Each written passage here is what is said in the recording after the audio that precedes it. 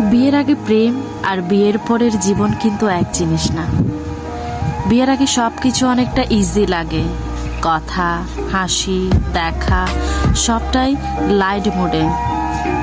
Phone আর tax এই যেন পুরো রিলেশনশিপটাকে টিকিয়ে রাখে। এক ধরনের ফ্যান্টাসি ওয়ার্ল্ড তৈরি হয় যেখানে বাস্তবতার চাপ খুব একটা ঢুকতে পারে না। কিন্তু ম্যারেজের পর থেকেই শুরু হয় রিয়েল লাইফ।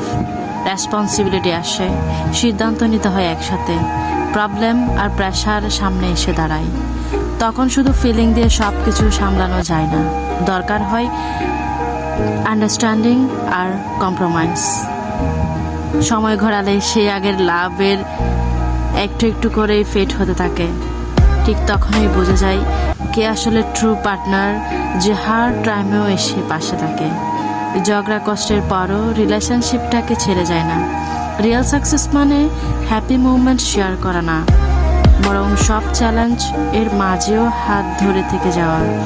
তাই রিয়েল পার্টনার বেছে নাও এমন একজনকে যে শুধু ভালোবাসার কথা বলবে না, বরং এভরি সিচুয়েশনে তোমার পাশে থাকার সাহস রাখবে।